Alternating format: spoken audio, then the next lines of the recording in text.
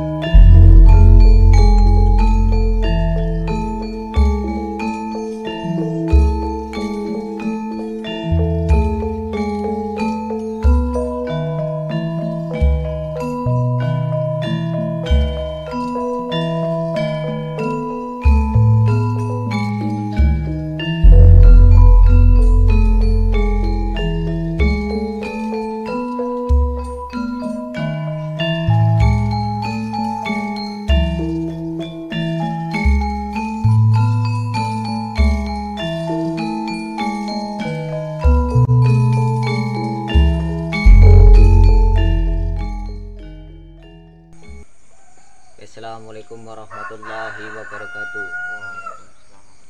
Masih bersama channel kami di Purbolanglang Jagat. Oke, kali ini kita akan mereview pusaka kujang dan wayang bersama kali ini Mas Ilham, jauh-jauh datang dari kota Bekasi karena beliau ingin bergabung kolaborasi dengan channel Purbolanglang Jagat.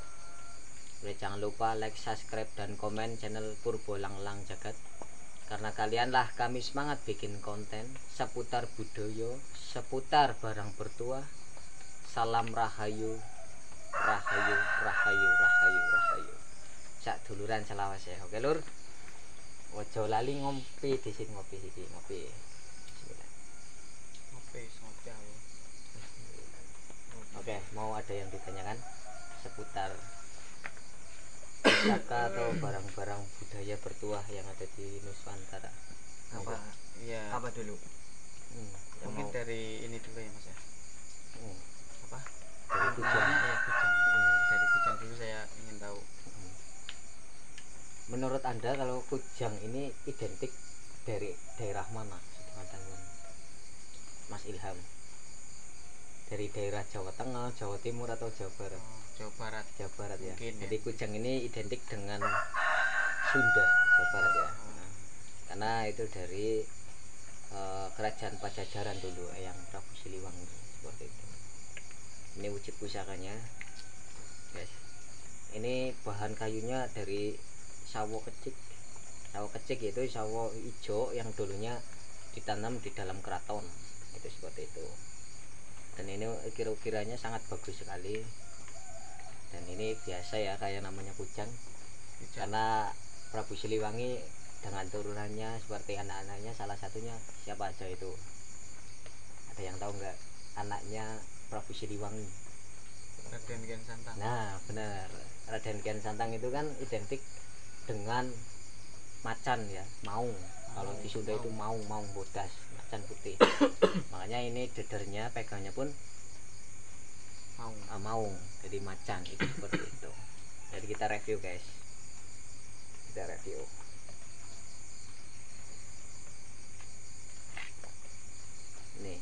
Ini wujud dari kujangnya. Nah kujang ini adalah jenis kujang kuntul putih ya. Jadi kuntul itu menggambarkan burung bangau. Kalau di Jawa itu burung alap-alap lah, alap-alap yang di sawah itu seperti itu. Dan ini ada lubang tindik 1, 2, 3, 4, 5. Dan 5 ini menandakan ya kita sebagai manusia harus menjalankan 5 waktu, 5 kewajiban, itu sholat itu seperti itu. Dan di sini kenapa itu satu jengkal itu kan ibarat kata ukurannya itu rasa. Jadi dohir batin kita itu, antara dohir batin kita manunggal marang yang maha kuasa, itu seperti itu. Dan makanya hanya diciptakan itu hanya satu jengkal. Memang pakemnya seperti itu, walaupun ada yang besar juga ada, cuma kebanyakan pakemnya itu satu jengkal. Nah, tindik atau lubang ini itu menandakan kita kederajatan, keprabunan. Jadi sang empu dulu bikin, kalau zaman Pajajaran, kerajaan Pajajaran itu empu sendok, empu prapanca, itu seperti itu. Nah, empu Sombro juga terkenal, dan beliau bikin apabila ini lubangnya ini kan ada 5 ya, ini 9 itu menandakan kasta Raden, darah biru keturunan kerajaan, itu yang bisa memegang. Ya, yang bisa memegang. Dan gak sembarangan empu juga yang bikin. Kalau empu generasi sekarang ya bikinnya ya pasti paling maksimal ya 3 atau 5 seperti itu. Itu seperti itu. Berarti bisa dilambangkan dengan titik. Ya, lubang itu ya. Ya benar sekali. Jadi apabila lubangnya itu lebih dari 5, 9 itu pasti yang pegang lebih tinggi. Orang-orang dalam, orang keraton itu seperti itu. Orang-orang penting. Dan jenis dari kujang itu banyak juga. Ada yang kujang naga gitu loh. Ada yang kujang bango, ada yang kujang daun, putut. Bentuknya itu naga apa gimana? Jadi kepala naga. Bentuk kepala naga. Benar. Kalau yang bango? Kalau bango juga persis burung bango seperti itu. Kalau yang kujang daun itu ciptaan dari Empu Joko Suro.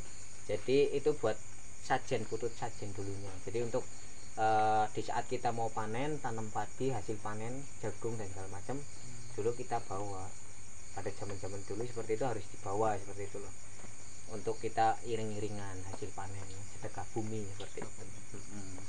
Tanda syukur kita pada Yang Maha Kuasa, hasil yang sangat melimpah, hasil panennya itu bagus, itu seperti itu. Ini wujud pusakanya guys. Ya kalau ini kalau fungsinya tuh. Jadi kalau dulu ini fungsinya ya karena pusaka itu bukan hanya untuk alat perang saja, itu bukan, tapi satu sebagai simbolik identik. Makanya di Sunda, di Jawa, di setiap daerahnya masing-masing itu punya ciri khas, ya kan, pusakanya masing-masing. Dan itu fungsinya itu ya pasti itu sangat luar biasa secara esoterik itu loh, secara metafisika. Tapi kalau secara fisik, secara dohir atau kita jelaskan secara bentuknya pusaka itu seperti itu ya buat perang dulunya, itu seperti itu. Jadi kan bisa untuk sikap, untuk menusuk, ya kan, bisa untuk juga membabat, itu bisa juga, itu seperti itu. Dan ini identik, kalau kujang seperti ini identik cowok yang megang. Jadi kemana-mana kita bawa agar kita untuk perlindungan diri juga. Tapi ada kujang yang untuk cewek? Ada juga. Itu kujang daun yang banyak. Kujang daun. Karena cewek juga kan butuh perlindungan. Di saat nanti ada hal yang tidak baik yang mau mencelakakan dirinya, ya kan, nanti bisa digunakan. Itu seperti itu. Dan kita ya harus rajin nguri-nguri budaya seperti itu, ya kan. Karena kita asli budaya harus dari bumi Nusantara, harus kan. Dan kita harus mengetahui sejarah. Iya. Dan di channel Purbo Langlang Jagat asli dari putra asli Kota Kebumen ya, kita banyak sekali sebenarnya ciri khas dari Kota Kebumen. Nanti teman-teman yang mau request silakan monggo. Nanti semampu kita belajar bareng kan. Yang namanya ada salah ya kita ya wajar, ya kan. Yang namanya kita belajar bersama, itu seperti itu. Dan saya kira cukup ya mengenai kujang. Kalau lihat boleh, monggo pegang. Misal mau untuk aura kepekaan, kebatinan pun bisa. Itu nanti dipusatkan di sini. Misal coba Mas Ilham dicoba tarik nafas, ditahan di perut. Nah, ujung ini tempelin di sini tengah-tengah antara alis. Coba dirasakan. Perut. Dirasakan ada energi yang masuk. Entah energi dingin, energi panas, energi atau yang mengalir seperti listrik. Ada yang dirasakan mengalir seperti listrik. Nah, dan inilah kekuatan dari esoterik. pusaka kujang itu seperti itu. Makanya dulu nenek moyang kita, leluhur kita pada zaman kerajaan ya sangat luar biasa mengusir para penjajah itu seperti itu. Dan sampai saat ini yang namanya kujang itu ya sangat masyhur, gitu, seperti itu. Ini seperti itu guys. Oke. Jeda. Terus apa lagi? Ini Wayang. di belakang Permayangan. kita ada dua ya, itu wayang Kaki Ismoyo Brojonolo yang Semar dan Raden Bathara Kresna. Jadi Dan pusatnya. nah, nih seperti itu. Nah ini saya mereview milik bapak saya ya, bapak angkat saya, Pak Sajim di Karanggayam.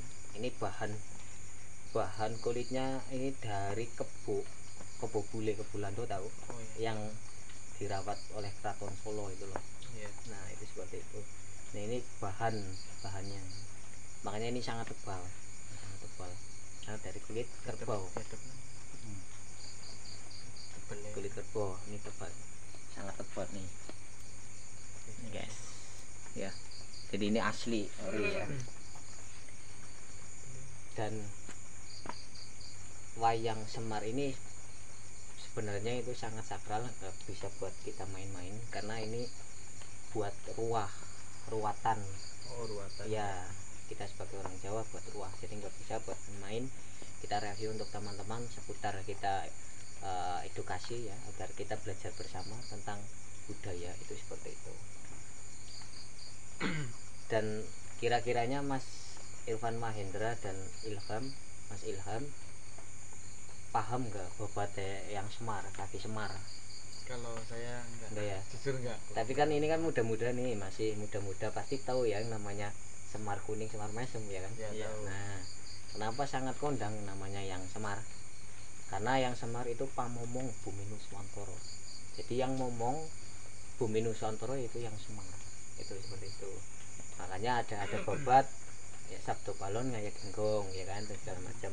Nah itu apa mirip dengan Sabdo Palon atau memang satu? Jadi Sabdo Palon Ngayak Genggong itu penderek. Penderek. Tapi kalau yang Semar itu pamomong satrio. Penderek itu pengikut atau panglima. Berarti panglimanya dari yang Semar. Karena yang Semar kan pamomong satrio. Jadi para satrio yang ngomong yang Semar. Mulai Pandawa 5 dan segala macam itu yang Semar yang ngomong. Dan kita di Bumi Nusantara alhamdulillah ya memang yang ngomongi yang Semar. Makanya Kebumen, kota Kebumen, Kebumian. Yang Babat, yang Bumi Dirjo, yang Brojonolo, Ismoyo Jati, yang Semar. Jadi garwane yang Semar Dewi Kanistre. Itu seperti itu. Dan yang Semar punya anak-anak kayak siapa aja coba anak-anaknya yang terkenal Punokawan. Yang mancung itu loh. Petruk, Gareng, Bagong, terus Bawor. Nah itu seperti itu. Dan Punokawan itu melambangkan yaitu sholat 5 waktu seperti itu. Dan yang Semar kenapa telunjuknya selalu ke depan ya kan, Ihdinas Shiratal Mustaqim, kayak kita saat kita sholat itu seperti itu. Ihdinas Shiratal Mustaqim menunjukkan bahwa yang Semar ini benar-benar Shiratal Mustaqim, jadi yang benar-benar menuju pada yang Maha Kuasa, pada Allah, itu seperti itu. Tuh. Terus apalagi yang mau ditanyakan seputar riwayat yang Ismoyo Jati?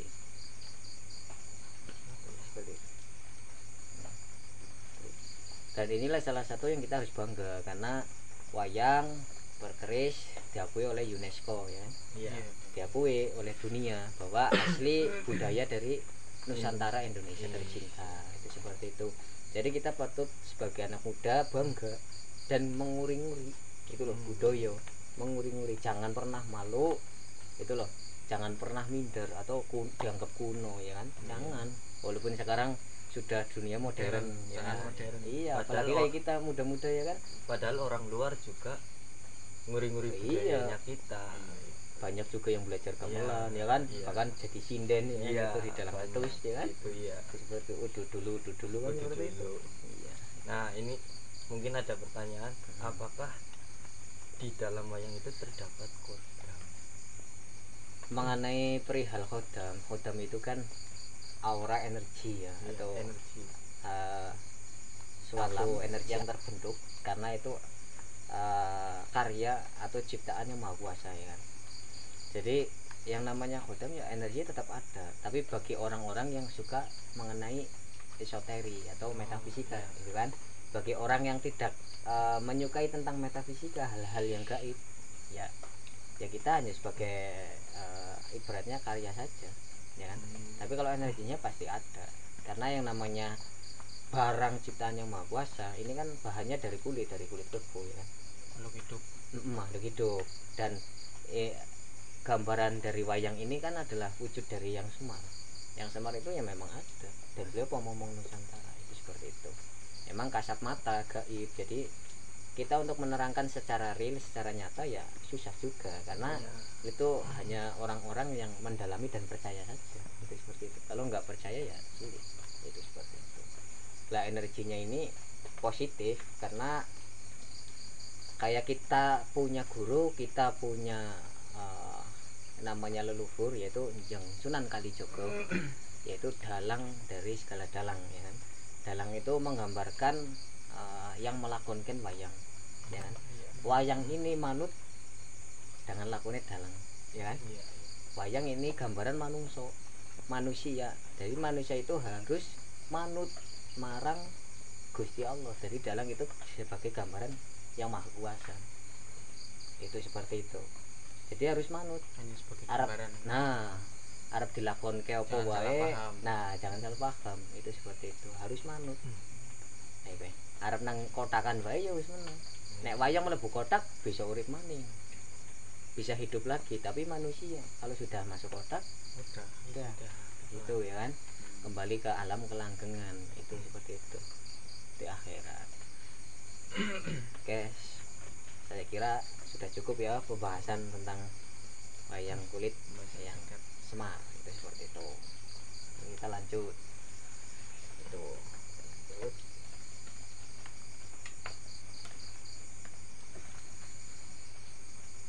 Coba ini dipegang. Nah, coba ini tebak tokoh wayang kulit siapa ini? Coba ditebak. Coba. Kresna. Siapa panjangnya? Kresna. Bedaro Kresna. Ya benar. Bedaro Kresna. Jadi seorang raja, itu seperti itu.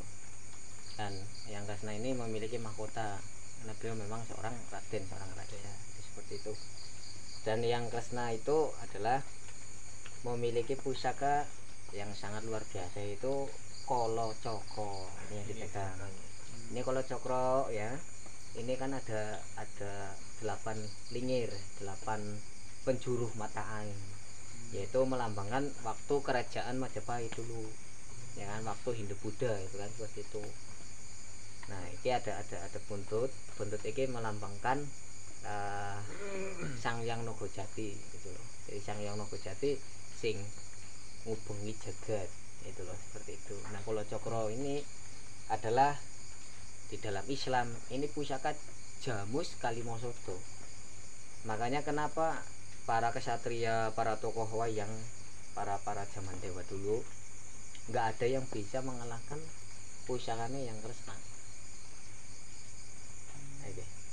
Ibarat kita di orang Jawa di Setiabudi ya kan, sebagai penerus keilmuan Jawa gitu. Kolo Cokro itu adalah Jamus Kalimosodo yang dimana dalam Islam itulah 2 kalimat syahadat. Gitu loh. Jadi makanya ya sangat wajar dan sangat luar biasa kalau memang pusaka lain nggak ada yang bisa mengalahkan tak tertandingi, itu seperti itu.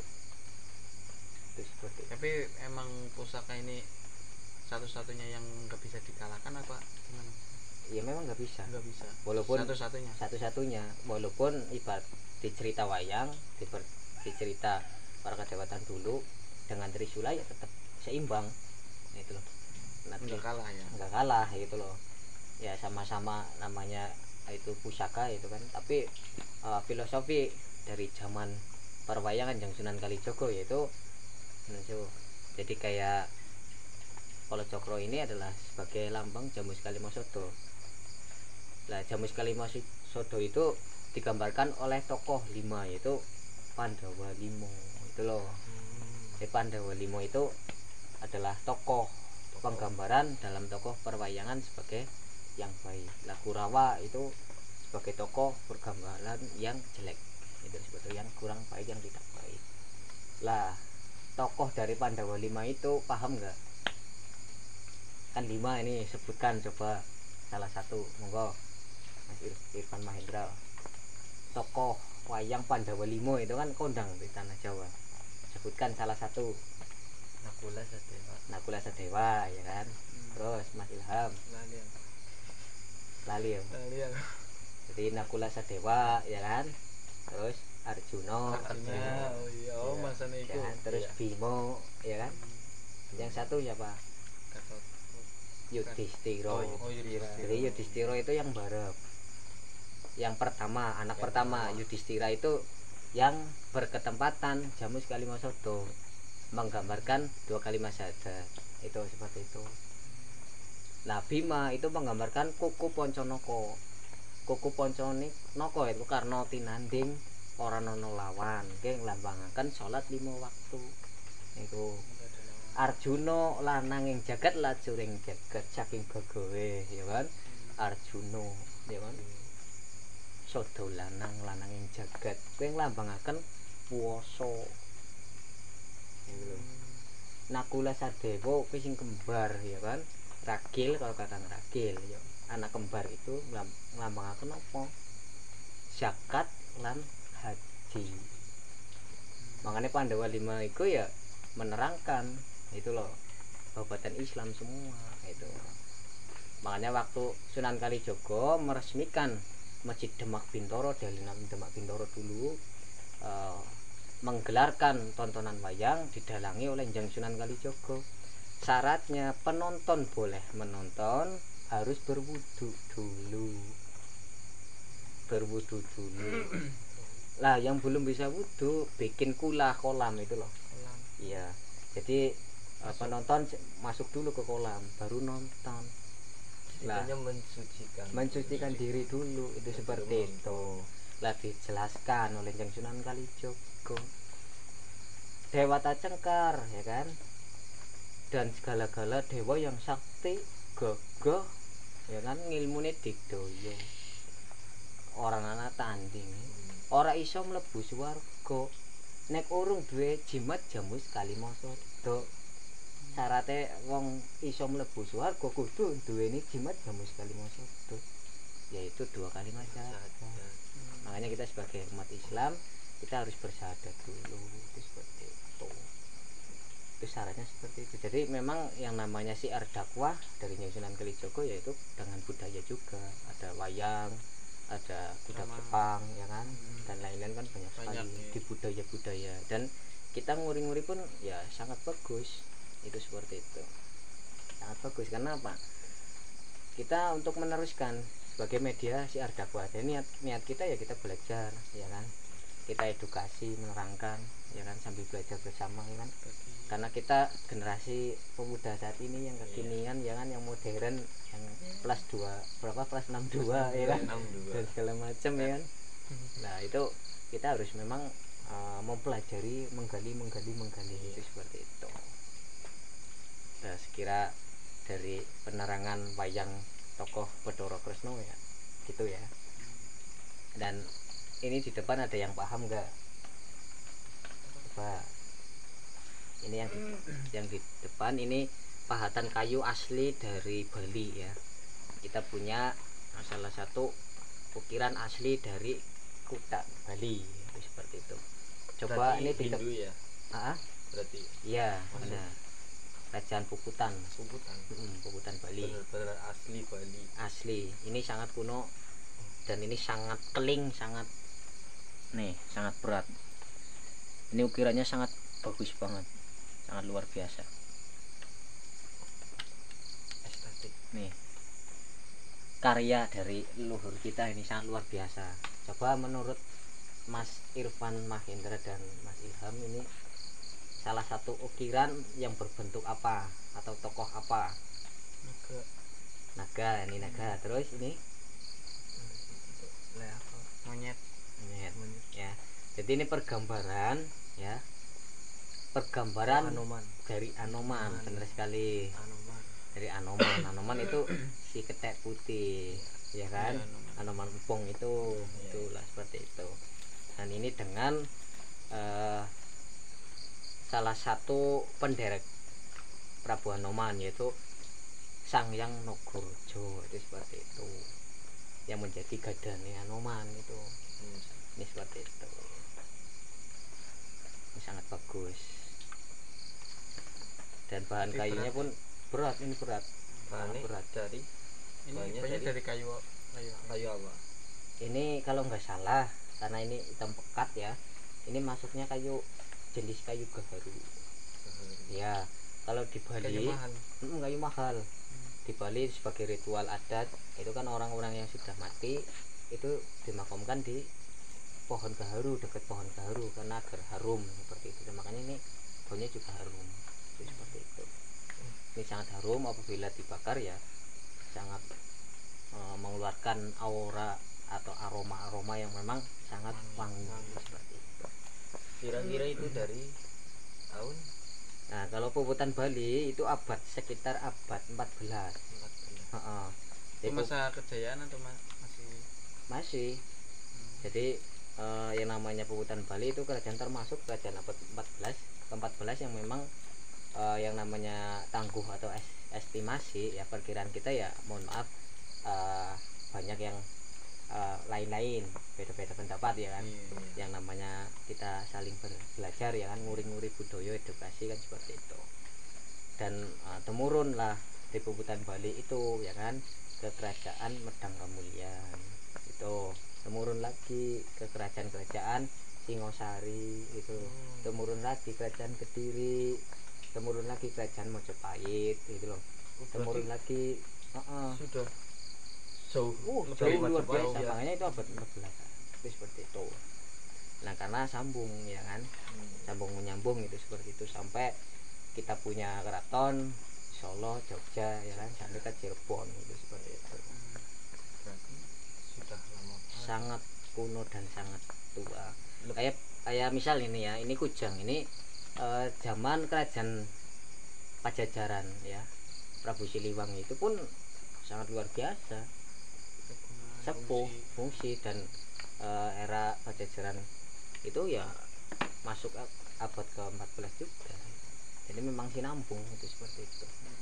Walaupun yang namanya estimasi ada yang ditemukan sebelum Masehi dan segala macam ada, cuma kejayaannya itu sampai masuk ke abad 14 itu seperti itu.